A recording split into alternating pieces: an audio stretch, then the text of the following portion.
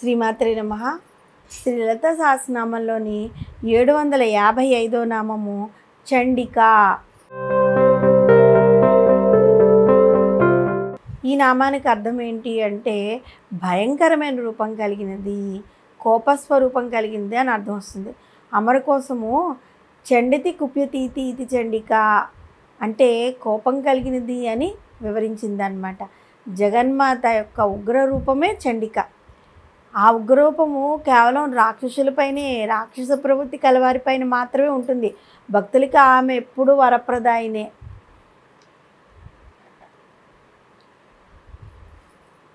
నవకాళీ స్వరూపాల్లో చండీకాళి 9వ రూపం అన్నమాట. ధర్మరక్షణార్థం జగన్మాత దాల్చిన ఉగ్ర రూపమే చండిక. రాక్షసులు, గంధర్వులు, యక్ష, కిన్నెర, కింపురుషులు, మానవులు వీళ్ళందరూ వారి వారి విద్యుక్త ధర్మాలు నిర్వహించకుండా తామే గొప్పవాళ్ళము, తమను మించిన వారు లేరు అనే అహంకార భావంతో విరవీగుతున్నప్పుడు వారిని శిక్షించి సన్మార్గంలో మళ్లింపచేసే పరాక్రమతోనూ ప్రచండ రూపంతోనూ ఉండే దేవీ స్వరూపమే చండిక. చండి లేదంటే చండిక మహాలక్ష్మి, మహాసరస్వతి, మహాకాళి యొక్క స్వరూపిణి, పరదేవతా స్వరూపం అన్నమాట. ఇచ్ఛాశక్తి, జ్ఞానశక్తి, క్రియాశక్తుల యొక్క కలయిక. పార్వతి లేదంటే ఆదిపరాశక్తి రౌద్రి రూపంగా ఇక్కడ అభివర్ణింపబడుతూ ఉంటుంది. శ్వేతాశ్వతరోపనిషత్తు ఏం వివరించిందంటే పరాశక్తి అంటే బ్రహ్మమే, ఆ పరాశక్తి రూపమైన చండీ కూడా బ్రహ్మస్వరూపమే. చండీ అనే పదం చండా అనే సంస్కృత పదం నుంచి వచ్చింది. సంస్కృతంలో చండా అంటే ఛేదించగల అని అర్థం. ఎటువంటి దుష్ట శక్తులనైనా ఛేదించగల ప్రచండ రూపం చండిక అమ్మవారిదనమాట. చండీ అమ్మవారు కేవలం ఉగ్రమూర్తిగాను, రాక్షస సంహారిగాను మాత్రమే కాకుండా తనను నమ్మి ఆరాధించే భక్తులకు అభయంకరిగా కూడా ఉంటుంది. అటువంటి చండీమాతయే మంగళచండి. పెళ్ళి కావాల్సిన స్త్రీలకు కానీ పురుషులకు కానీ కుజదోషం ఉందంటే వారి తల్లిదండ్రులు పడే ఇబ్బందులు ఇంకా వారి చెప్పనలు కావు.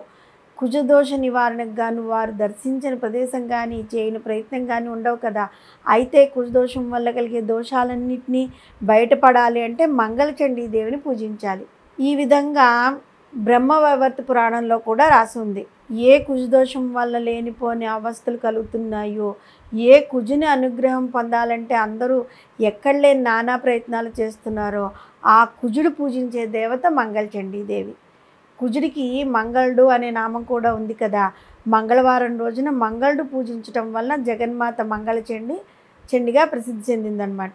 మంగళుడి ఇష్టదైవమైన మంగళచండీ దేవిని ఆరాధించడం వల్ల కుజుడి యొక్క అనుగ్రహం కూడా శీఘ్రమే లభిస్తుంది. సాధారణంగా ప్రతి జీవులోనూ కూడా భయము, దుఃఖము, కోపము, కామము, ఆశ, నిరాశ అని తప్పకుండా పాతుకుపోయి ఉంటాయి కదా.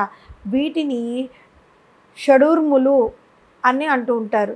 ఈ 6 గుణములను మానవుని ఆక్రమించి ఉన్నంత కాలము అతనికి ఆధ్యాత్మిక ఉన్నతి ఉండదు సరికదా. ఈ ప్రాపంచకమైన విషయాల్లో పడి కొట్టుకుంటూనే ఉంటాడు.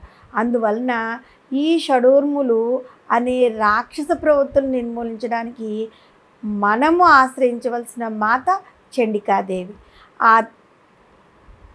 ఆ తల్లి యొక్క కరుణా కటాక్షాల ద్వారా ఈ షడూర్ములు నిర్మూలించబడినప్పుడే ఆ భక్తుడు ఇంద్రియాలకు అతీతంగా ఆ తల్లిని దర్శించగలుగుతాడు.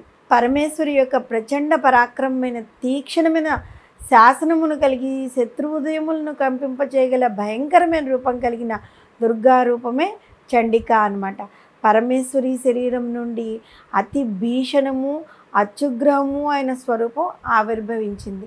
వాయువు, చంద్రుడు మొదలైన వారు ఆ తల్లి శాసనమునకు భయపడియే తమ నియమిత కార్యక్రమాలను సక్రమంగా నిర్వహిస్తూ ఉంటారు. 7 సంవత్సరముల కల బాలికను చండిక అని అంటూ ఉంటారు. దుర్గా సప్తశతిలోని చండికాదేవి యొక్క ధ్యాన శ్లోకం ఏ విధంగా వివరించి ఉందంటే మధుకైటబులు, మహిషాసురుడు, ధూమ్రలోచనుడు, చండముండు, శంభుని శంభులు వీళ్ళందరినీ సంహరించడానికి ఆవిర్భవించిన విశ్వేశ్వరి అయిన చండికాదేవికి నమస్కరిస్తున్నాను అని ఉంది. మహాలక్ష్మి, మహాసరస్వతి, మహాపార్వతి స్వరూపురాలైన అమ్మవారిని చండికా అనే నామంతో మనం కనుక నిత్యము స్మరించినట్లయితే మనకి ఎలాంటి భయాలు లేకుండా మనలో ఉన్న రాక్షస ప్రవృత్తులను అమ్మవారు తీసివేసి శాంత స్వరూపులుగా మనల్ని చేస్తూ ఉంటుంది. ఎల్లప్పుడూ మన వెంటుండి కాపాడుతూ ఉంటుంది. అంతేకాదు కుజదోషాలు ఇవేవైనా ఉండి పెళ్ళిళ్ళు కాకపోతే కనుక ఈ నామంలో చెప్పుకున్న విధంగా అమ్మవారిని కనుక పూజిస్తే, మంగళవారం నాడు అమ్మవారిని పూజిస్తే కుజబాధలు అంటే కుజదోషాలు ఏమైనా ఉంటే పోయి శీఘ్రంగా వారికి పెళ్ళిళ్ళు జరుగుతాయి. శ్రీమాత్రే నమః.